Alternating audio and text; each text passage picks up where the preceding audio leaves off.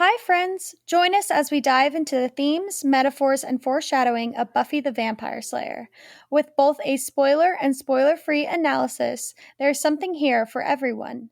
We are your hosts, Leah, Sarah, Tabby, and whether you're a new viewer or a longtime fan, welcome to Becoming Buffy.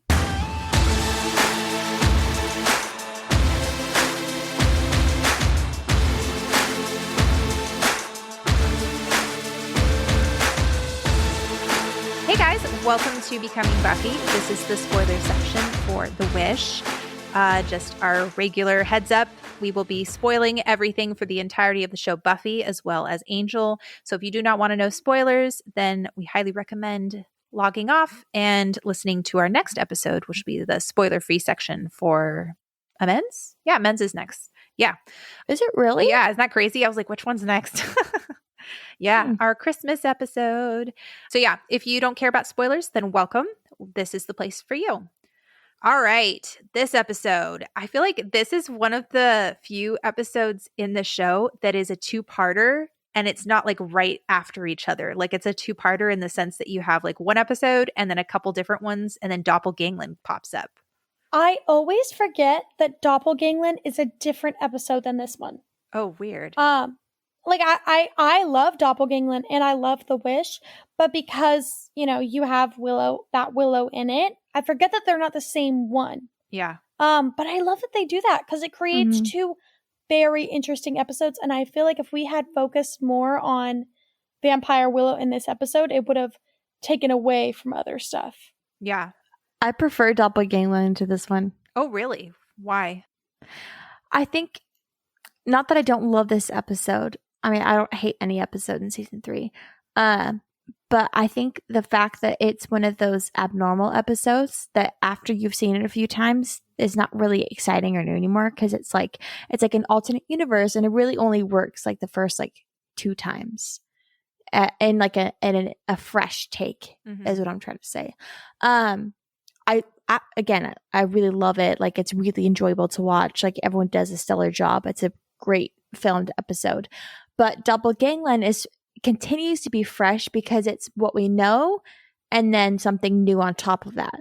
So it's like Vampire Willow with like the Scoobies and then a normal storyline. So it's like fun and there's something new to enjoy every time you watch it. Whereas like The Wish is like, this isn't real. You know what to expect because it's a different universe. Like the characters don't what I mean? remember. It's only really like, yeah, it's not really as like, not jarring, but just like not as like, I really can't think of anything other than like fresh. It doesn't move the plot forward at all. Yeah. It really serves only to remind the viewer of what life would be like without Buffy, kind of give them a peek behind the curtain. But Doppelgangland does so much for Willow's character. Yeah. And I think it's the first and only Willow-centric episode of season 3. One of my least favorite like things in a TV show is a one-off episode where is really only supposed to be enjoyed the first time you watch it through. I think shows tend to try to avoid that, and I think that's a good call. Out of all the episodes I've seen and every show I've ever seen where this like it's like the theme of like The Wish, where it's like either alternate universe or like, you know what I mean, like, or like something like screwed up with time, or like they have to like an episode where like, you know what I mean, where like everyone's stuck in a room and they have to figure everything out. Like it's only really enjoyable the first 1, maybe 2 times. This is the most rewatchable and the most enjoyable out of the shows that I've seen that in. And that usually comes with the territory of like sci-fi or like action-y shows or like things like that, because it's not really, you can't really do that much unless you're watching Psych and for some reason that weird Christmas episode where it's supposed to be like the Christmas Carol. Yeah. Weird effing episode. But like that to say, like this is the best one I've seen because they have a mix between modern Buffy in like the first like quarter, and then they have like the Wish universe, and then the last like couple minutes towards the end.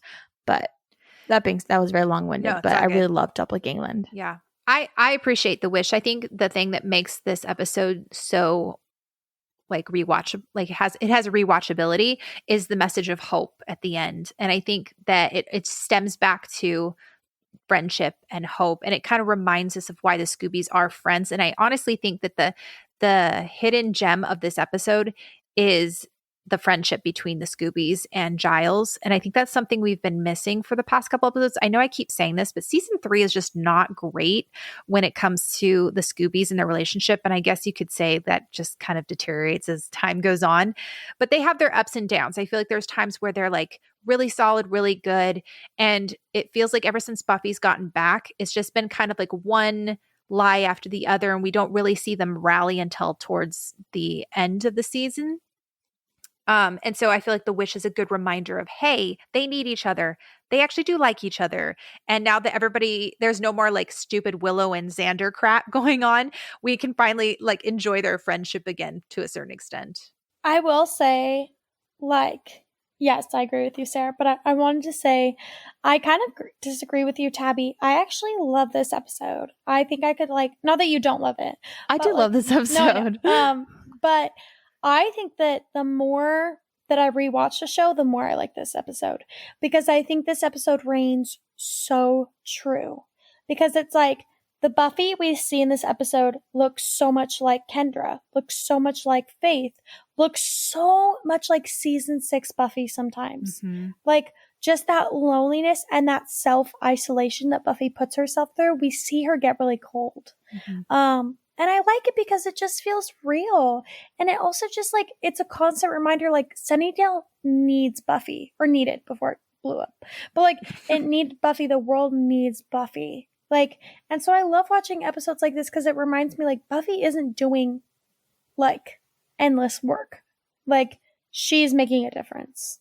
Yeah. Yeah. I just love the message of hope. I think that is something that is relevant in any time, but it feels like, especially with, COVID times and politics and all that stuff, sometimes it's just like, but it's got to be better than this. And I think it's kind of a cool rallying cry to better our world and try to, be kind and compassionate and stuff. So I think that's kind of a timeless message.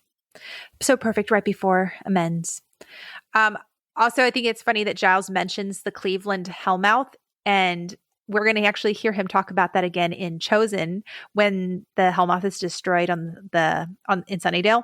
And then he's like, well, there's another one in Cleveland, which I love because it's kind of like a cool little Easter, or I guess it's an Easter egg in this episode of like, hey, Buffy would have been at a Hellmouth. If it wasn't this one, it would have been the one in Cleveland.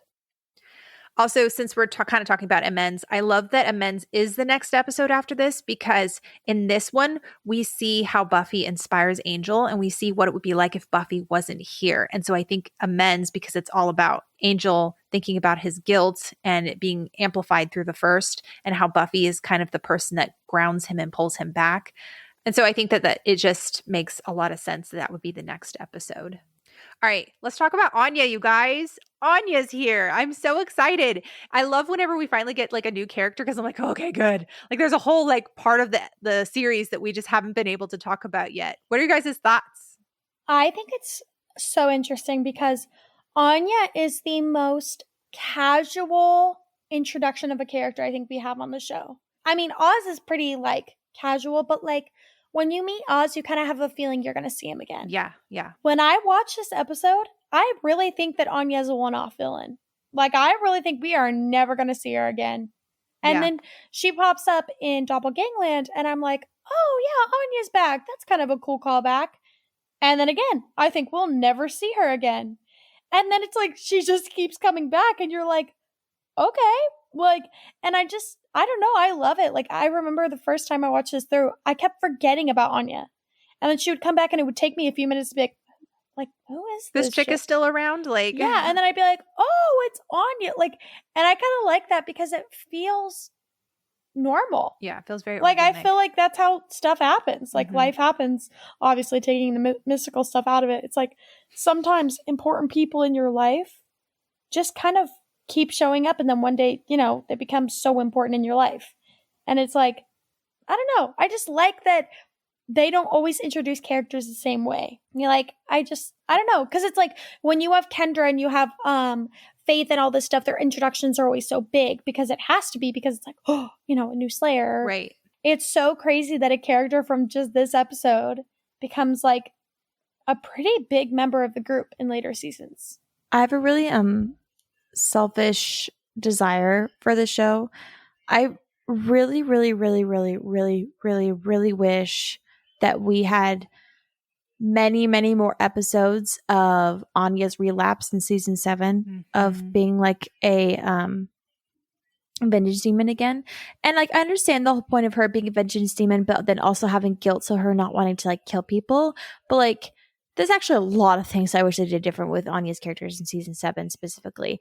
But like having her have a little bit more of a pitfall and then having selfless a couple episodes later. And then her like really trying to have to work at being a good person and having to like fight her own personal demons, and didn't really take the bitter route until like the last like episode, and then her like kind of coming to peace in the last episode and then like sacrificing herself. I really feel like that would have been such a beautiful arc for her in a season. And I feel like the whole argument of like Anya's redemptive arc being rushed in season 7 and then like Spike's redemptive arc being rushed in season 7 are very different, only because Anya was a human and chose to be good for so long and then had a relapse. And then that was the reason why she was able to kind of come on the other end pretty soon afterwards. But you saw her go through a lot of like different emotions throughout that season, whether or not it was in the forefront or not. I just really feel like it's hard because sometimes I feel like I watch Buffy and then I'll watch other shows and I'm like, they focus so much on Buffy, which I appreciate, and that's why she's so admired and adored as a character. And I know we've talked about this a little bit, but it's like a lot of the characters suffer because of that.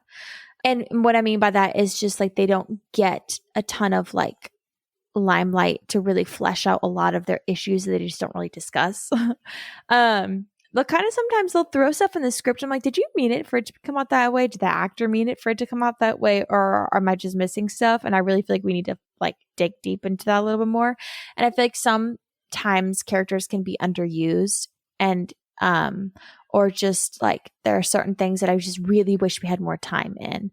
And there are specific times where I'm just like, I'm so like, oh, like I just wish we had just taken time away from like sometimes some stupid storylines and some episodes and then just given it to more stuff that would have been so much better and just so much more impactful for like some characters' arcs that they're trying to do. You know what I mean? And I really feel like Anya was like a huge like component of that, especially in season 7. And I just wish that we had seen a ton more of like, first of all, her flashbacks of her like demon days, but then also like her current demon days being a little bit more intense in season 7, because we only saw it in Selfless and then she just ended at the end of the episode.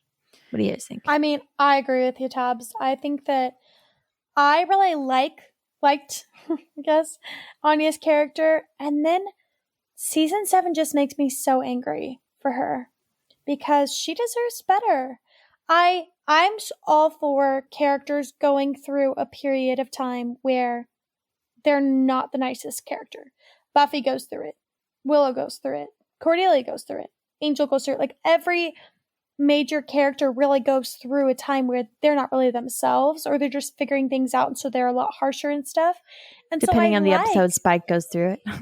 Yeah, and the thing is that I like that Anya has that time where she's really struggling between what she actually believes and what she just morphed into because she was with Xander and what she was taught. And like, it's a really interesting concept and it was a really interesting storyline, but I think that it just wasn't dedicated enough time to. And it's like, then in season 7, you have this just angry, bitter character that never really got to dive into it. And we never really got to see, I mean, besides her death, which was sacrificial, and I think that that's beautiful for her, but it's like, we never really got to see Anya grow.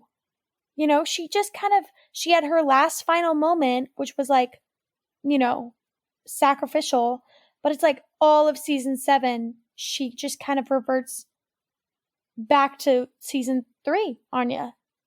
Like, she's just kind of angry and bitter and hates everyone and is so rude to Buffy. So rude. And it's just kind of like, if she was like that for half of the season, and then the second half of the season, or even like the last 2 episodes, she just like, you know, grew, I'd be like, great. But it's the fact that she dies with that being our last impression of her that really just rubs me the wrong way, because Anya, she could have been such a better character than that. And they really just didn't dedicate time to her. So I both agree and disagree. I think it isn't Buffy's screen time that takes away from Anya. I think it's just the fact that the writers were not good with their time in season 7. The same could be said about Willow's arc in season 7. The same could be said, I mean, I think Xander is probably the only one that actually has, Xander and Buffy, a decent arc. Well, not even Buffy in season 7. A lot of people like to blame the potentials, and I think they're definitely a facet of it. I think the show was stretched too thin in some ways, but I also just think that the show didn't use their time well. I think there are episode after episode where it's like the potentials of training. Yeah, it's like the potentials aren't the problem here. It's just they're choosing to focus on the potentials and not the core 4 or Anya or whoever. And so because of that, you end up having a string of like 7, 8 episodes where it's like, okay, nothing's really happening here. We have cold and aloof Buffy. We have bitter, jaded Anya. We have very aloof Willow, who's kind of like not sure who she is. Xander's kind of nice here. Dawn is like kind of floating, doesn't know who she is. We don't even recognize. I actually like Dawn in season 7. Yeah, but Dawn actually does have a really good arc. Dawn right. is the best Dawn in season 7. You're right. Yes, hands down. But you could tell she has a quiet confidence. She's not in the forefront. She's kind of in the background, knowing who she is and her boundaries. Right. But then you have a Giles we don't even recognize. Oh, I don't even want to talk about Giles. What I mean? Yeah, we don't have to. It's fine. But the only exceptions are because they're focusing on Spike, which we've talked about before, about how we're just not happy with how they do Spike's arc. You have focus on Spike. You have Andrew, who they suddenly decided to give an arc to, which, I mean, I like Andrew's arc, but it's like, okay, I'd much rather be like learning more about Willow or, the others.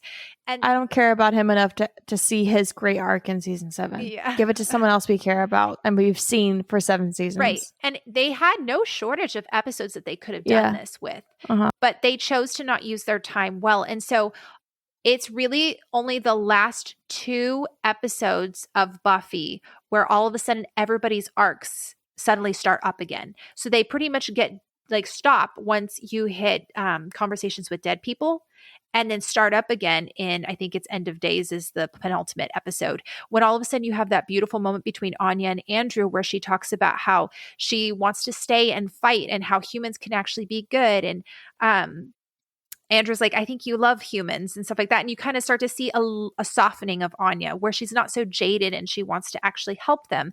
And then you see Buffy, soften a little bit too, and like finally have conversation with Spike, and then Angel comes back. And then, so it feels like everybody's arcs suddenly start up again. I think a lot of that has to do with the fact that Joss Whedon came back and was like now at the helm again. And he obviously understands his characters.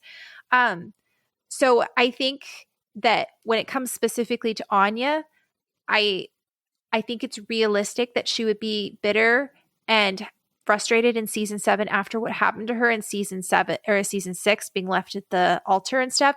But I agree with you that they did not do her arc well. And you kind of start to resent her, especially after Deadman's party and how she treats Buffy. It's not a good look for anybody, but Empty Places. Oh, did I say Empty Places? Oh, I said Deadman's party, didn't I? Same thing. She's not there for that one though. Oh, good thing.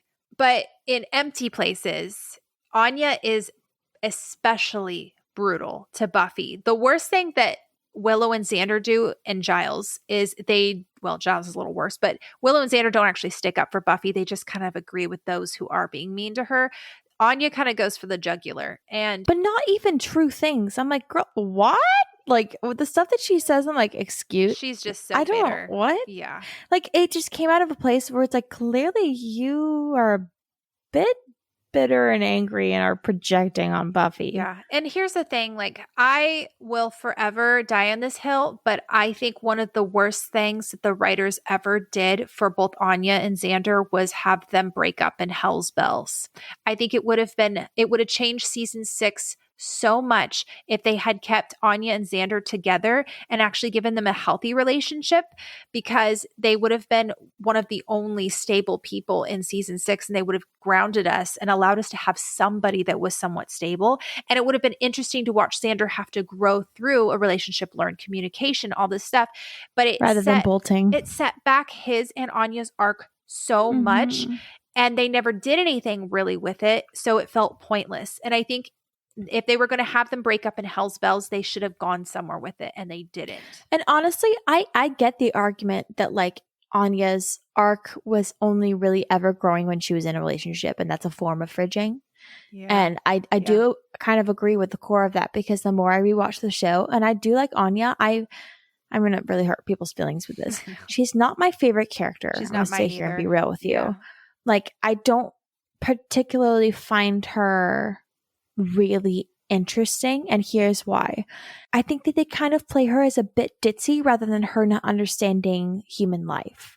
I think she's cute, and I think that she's really fun, and I like her on Buffy, and I love Emma Caulfield. Yeah. I think she's a brilliant actress. Like, she kills every scene she's in. It's just, I think that they just, I just think I envision such a better Anya in my brain. Like, put me in the writer's room. And it makes me mad because it's like, she tends to fit inside a box that I've seen so many other times. It doesn't translate well for me if she's ditzy and doesn't understand social her cues. brain, or just somebody who just doesn't know how to be a human. Yeah. You know what I mean? Like, I don't understand her sometimes. So a lot of people hypothesize, and we don't think the writers did this intentionally, but a lot of people who are on the spectrum identify with Anya. And so a lot of people have actually hypothesized that Anya is on the spectrum. I think it is for autism. Because of the fact that she can only understand literal things. She doesn't grasp social cues very well. And so there have been a lot of people that are like, hey, I identify with that and I can see myself in her. And so I think that's a really great thing. It's kind of sad because I don't think the writers intended that. It would have been awesome if they had and they leaned into that. But I don't know that it's so much that bothers me. It's more of the inconsistencies with her. I think it's hard sometimes to be like, okay, but you were human before you became a vengeance demon. And all the flashbacks we see of her as a vengeance demon, she seems to understand social cues at least somewhat.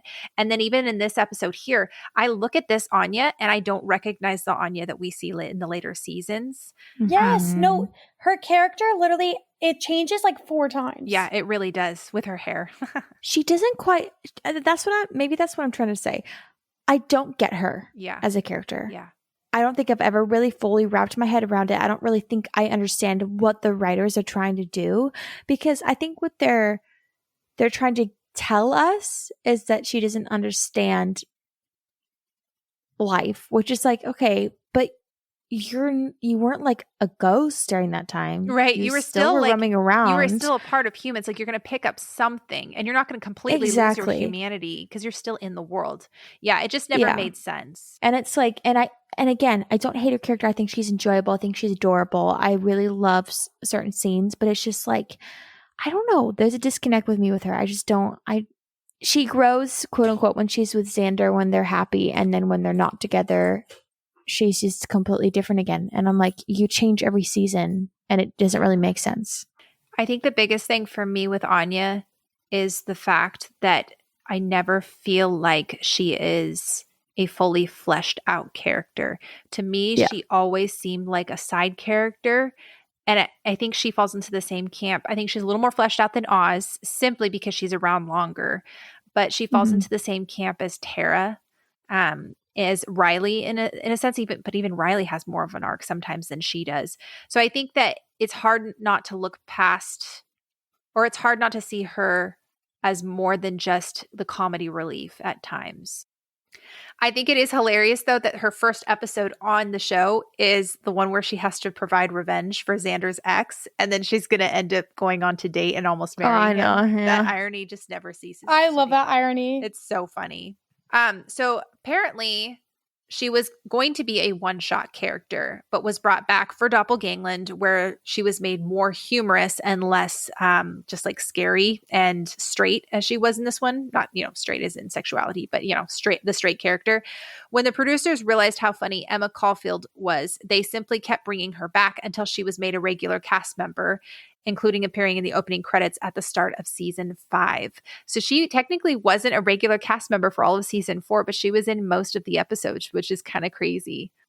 I remember her talking about in an interview how she would just like come back and then kept coming back. And then it was like graduation day and they were like, well, we'll see you again. And she was like, yeah, I have a feeling they're going to call me again. And one day they were just like, hey, we want you to be a series regular. And that's how she ended up just being on the show. So IMDb says this. It talks about how Giles' exposition was changed. And I think we read this in the regular episode where it says, Anyanka raised a demon to ruin her unfaithful lover. The demon did her bidding, but then cursed her and turned her into sort of patron saint for scorned women. Apparently, the cry of a wronged woman is like a siren's call to Anyanka. So that was initially in the script, and then they didn't actually put it into the episode. Because of this alteration to Giles' dialogue, the first direct mention of Anya having been human before she was a vengeance demon comes in Something Blue in season 4. However, the aired The Wish does still have Giles say that destroying Anyanka's power center will make her an ordinary woman again, implying that she had been one before. This version of events is different from what will eventually be established in Something Blue and in Triangle and then in Selfless. Anya cursed her unfaithful lover Olaf, attracting the attention of the demon Dahofrin, and accepted Dahofrin's offer to elevate her to a demon status, which is really interesting because I always forget that Olaf in Triangle season 5 is her husband, or like was her lover. I don't know if they were actually married, but yeah, it's just always, it's weird how we like find her history out in like bits and pieces and you have to kind of like piece it all together. Mm-hmm. She's a very scattered character. She is. Mm-hmm. It feels like they don't quite know what they're doing with her. Well, and I was about to say a lot of that, like, I think is because they didn't know what to do with her. And I think it translates. Like, you really, like, you get the sense that the writers don't know what they're doing with her, which is unfortunate because you really don't get that sense with a lot of other characters. Yeah. I mean, I feel like her arc from 4 to 5 was really good, or I guess I should say 3 to 5 was really good because Joss was still at the helm. He like was making her have an arc of like hating men to going season 5 is the best her. Yes. Going to having her like engaged to marry Xander, which I feel like is perfect symmetry. But then it just kind of goes downhill after that. So cool factoid, the scene where Cordelia walks through Sunnydale's main street, finding it a deserted wasteland with the populace too frightened to venture out at night, is repeated shot by shot in Doppelgangland, except Vampire Willow is walking through. So she walks the exact same place, but she finds it full of happy people. Although she never witnesses it, this one shot encapsulates the difference Buffy coming to Sunnydale makes, that things would be infinitely worse without her. And then this is especially relevant in Gingerbread, where Joyce questions whether Buffy really does any good by being the Slayer. So when we watch Doppelgangland, we'll have to look out for that shot that recreates Vamp Willow walking through in the same spot as Cordelia. This is the only episode where Cordelia and Anya speak directly with each other. Isn't that crazy? That is crazy. But I mean, I guess in my mind, I separate their characters so much that it's like, I kind of forget that they even interact at all. I wish we had had more time with them. I think they'd hate each other. Because of course they have to have every female hate Cordelia. I think that Angel version of Cordelia would actually find Anya funny. But I think that Buffy version of Anya or of Cordelia would not like Anya. Yeah, maybe. Can I just speak about that for a second? Why is it that Cordelia, as a female character, never gets along with any of the other female characters? Why do they have to like give in to that like very frustrating like stereotype? And I don't know how much of it is a stereotype or how much of it is that Joss Whedon just did not like Charisma Carpenter. But do you notice that it's like even just in general, the women have a hard time being buddies with each other. Even it's like Buffy and Willow are supposed to be BFFs and half the time they're barely talking to each other. Or like we get after season like 4, arguably, we rarely get moments with like Buffy and Willow being really close. Yeah, I like agree. they're supposed to be told that they're still BFFs, but do you really ever see them hang out as much? Yeah, no, it feels like they're mostly just friends who are so used to having their lives intertwined that they don't know what it's like to be separate from each other and they just coexist. Yes, Yeah. and it's like it's just the It's women have a sad. hard time connecting. The males and the females together usually have a way more of a bond and like a growth in a relationship. Or even just like the males with the males have a way easier time. But it's like all these women have such a hard time in Buffy when it's supposed to be a women empowering show. That's honestly been something I've been thinking about recently, and it really frustrates me. But especially with Cordelia. See, I don't think that's fully fair to say that about all the women because we have Willow and Tara. We have Tara and Dawn. We have Tara and Buffy. We have Willow and Buffy to a certain extent. We have Buffy and Dawn. We have Joyce and Dawn, Joyce and Buffy, Joyce and Willow, Joyce and Tara. A lot of those people are either in a relationship, are in a family, or just Tara in general, who's not even a fully fledged character. So she's supposed to be. If you're Buffy or Tara, you're good to be with other women. Right. But I think the only other exceptions then would just be Anya and Cordelia. And I think Anya and Willow. And Willow's not friends with either of those girls. Willow was nice to Dawn, and Willow is friends at times with Buffy. Like you can't say that they're enemies. Like they don't get along at times. I'm talking about like, yes, I'm talking a little bit about like Willow and Buffy's close relationship that we don't really see, but also like Willow wasn't friends at all, didn't like Cordelia even after everything had happened. Right. But I think there's a core same reason. Thing with Anya. I think there's a reason why Willow doesn't like Cordelia or Anya because of Xander. And they address this in Triangle too. There's always a part of Willow that's going to feel possessive over Xander because he and her were like that. BFFs. I'm sorry, I do. No, I know you do, but I think that's the reason why. And I don't think it's necessarily like women can't be friends on the show. I think it's just that Willow has issues with all these women. And it comes down to Willow's insecurity. It's a Willow problem, really. And Joss Whedon has said blatantly that Willow and Xander combined are both aspects of his personality. So it makes so much sense that he would... All the bad parts, of course. Yeah, no, exactly. Yeah, there's a reason why he can write dark so well. Speaking of dark, Willow's bored now that she says in this episode as Vamp Willow is repeated in Doppelgangland, but it is also something that Dark Willow says in Villains. I will say I love that they did that. Are you going to have that tattooed on you? The parallel. Yeah, I probably would. That's kind of sick. It but seems like something you would say. Yeah, I know. But I like it because in Doppelgangland, I like how Angel kind of has that line where he kind of says like, oh, like, well, Vampire You isn't like that different. Yeah. And I like it because it shows like Willow still has that darkness in her. Like it wasn't just, the vampirism. It wasn't just like, yes, that's what kind of unlocked it. But I like how it showed like Willow had some dark demons in her. But it's also just like, besides that, it just is such a cool moment for her to just be like bored now. You're like, wow. Because like that Willow just seems so untouchable. So before we transition into talking about Vamp Willow real fast, I'm going to just give a couple of like behind the scenes things or factoids. So the premise of this episode is actually very, very similar to the Angel episode Birthday, where Cordelia makes a pact to change the future and it directly impacts Angel. It's the one where she ends up having her own TV show.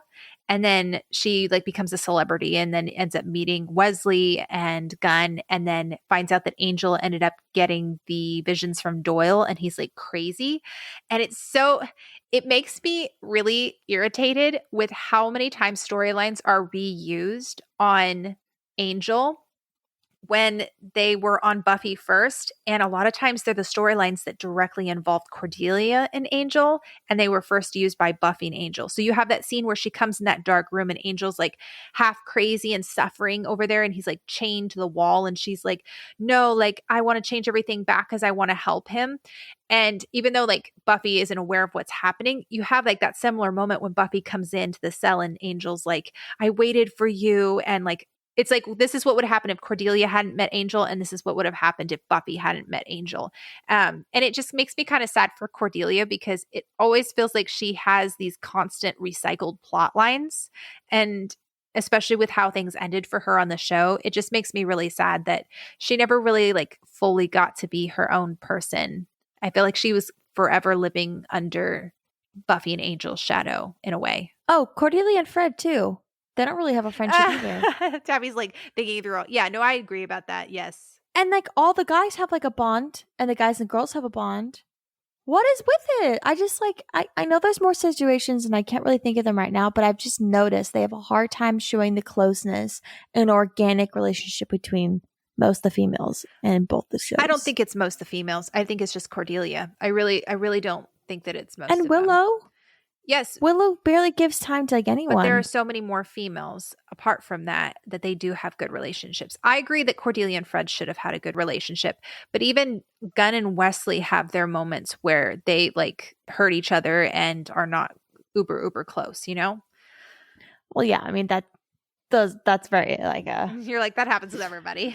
Yeah. No one's gonna be buddies the whole show. It did bother me my first watch. I was like, why are Cordelia and Fred not friends? Like it felt like Cordelia was like, ugh, Fred, like they the annoying they little seem sister. like the least close out of the group, which I think is what Tabby's talking about. Is like, it's not that there isn't female friendships. Yeah. It just always seems that the female friendships are the ones with the problems or that aren't close. Yeah, maybe that's what it is. Because I was like, not that like there aren't friendships. It just doesn't seem like anyone has a really strong bond at all, if anything.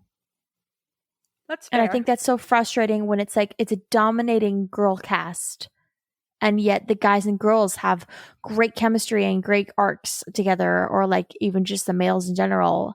And then Buffy gets that, which is awesome. But then sometimes it's like I genuinely believe that Faith and Buffy have a better relationship than Willow and Buffy. Oh, I believe it. Seriously. I believe it, for sure. I never thought I'd be like a Faith stan in Me season 7. either. That girl can do no wrong in season 7. I'm like, everything you do, absolutely. Every rewatch of it, I used to hate Faith. I was like, ugh, I don't like. Same, no, actually, me too. And now, Yeah. like every rewatch, I'm like, oh my gosh, Faith just gets better and better. I'm No, not she excusing does. her. Season 3, she's toxic. She has a lot no one is but excusing her that. art Yeah. is phenomenal. Yes. So good. Love her. Can't wait to talk more about her. I'm like, where's Faith? Let's talk about this. I still can't wait I till know. we actually get. I'm like, here we are. You know, can't wait till we get to We're the still meat. kind of teetering the line. She hasn't turned 18 yet, so she's not a fully fledged character in the show yet. There you go. Okay, and then another thing is the top worn by Allison Hannigan as Vampire Willow was reused as a costume for Lindsay Stoddard, who played Katie Nay, the mayor's wife, or the same actress who played the mayor's wife, in an episode of Bones, The Man with the Bone.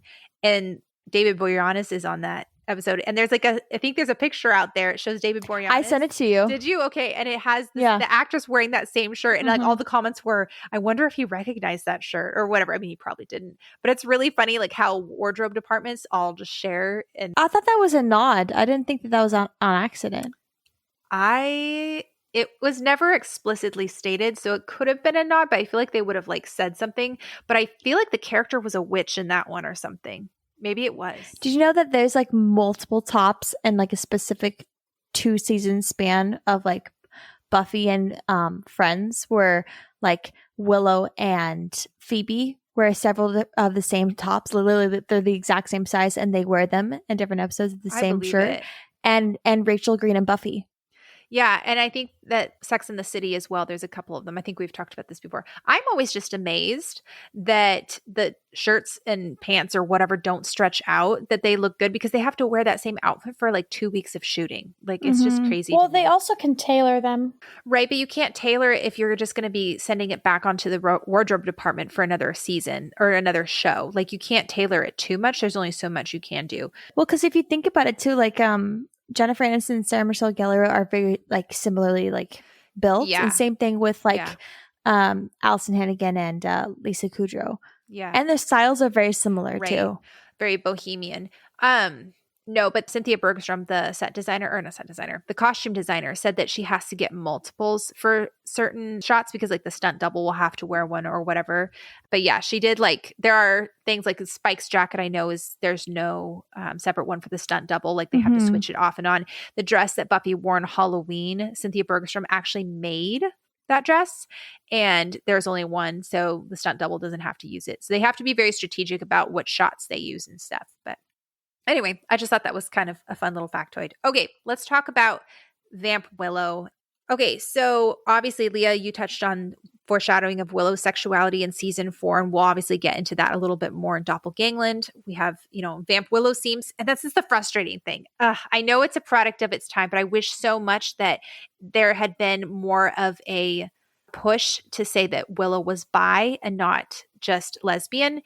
And I know like they didn't want to erase Willow's attraction to women by saying, oh, she's bi, because the networks or the time they could have said, oh, that's not valid. You're not actually gay. You're just going through a phase. Right. But it is frustrating because even Vamp Willow seems to show a proclivity for both men and women.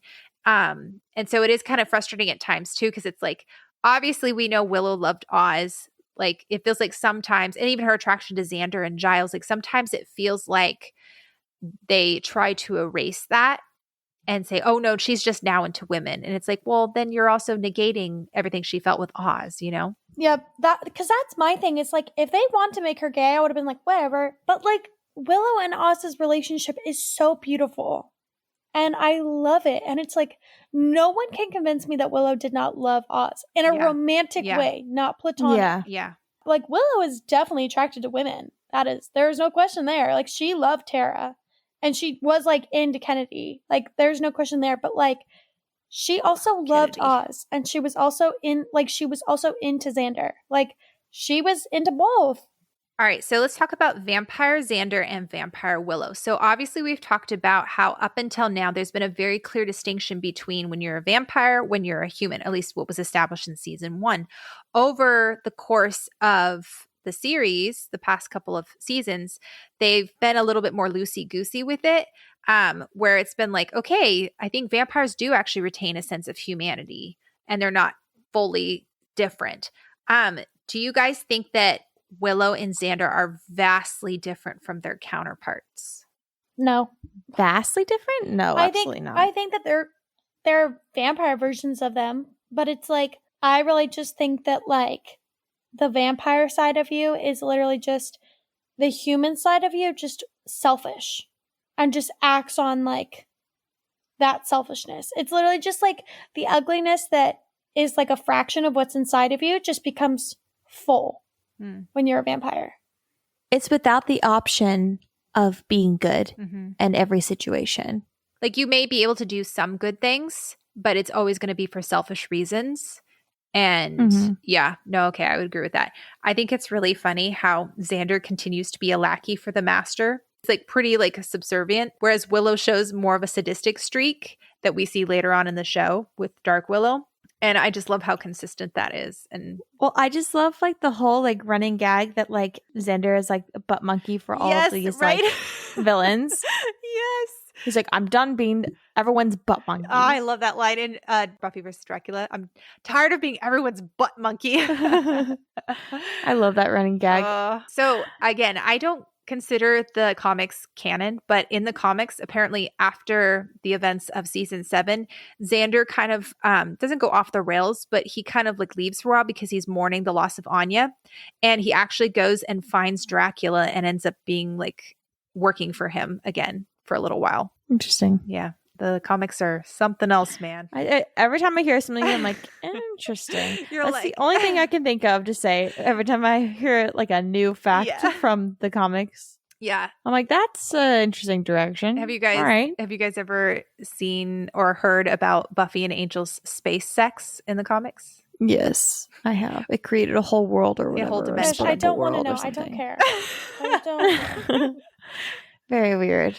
Anyway, on that wonderful high note, I really need to plan this out better. I always end the spoiler section on like a really like weird note, and I need a good segue. No, we need an even weirder note. Is that the what takes a cake in the comics is literally just like baby Giles. What a acid trip that is. Who decided that? I don't know. I feel like Giant Dawn is pretty out there. You didn't know Dawn becomes a giant? Do you want to know how she becomes a giant? How I feel about that. No. Let me guess. She has really radical sex. Yep. Are you for real? They are so sexist. I swear to God. No, but I'm sorry.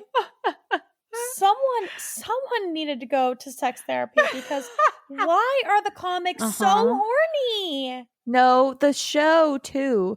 The show, yes, but like the comics specifically, like what the frick? Well, okay, and I mean, I've mentioned it before, but it's never just normal sex. It's like tear down a house, be degrading. Well, okay, like that's a blur the lines thing. between some consent, things like that. There's a degradation of women when it comes to sex in Buffy, where it's like women can't just have sex for the sake of it without being punished, versus men can have sex all they want. But Marty Noxon, and this is a big beef. I think Marty Noxon desperately needed to go to therapy before she wrote for Buffy, but it feels like every single thing that she writes, she likes to write those twisted romances, and I'm okay with it when it's between vampires, but then she starts to do it in season 6. And we've talked about it. Everybody knows where we're at.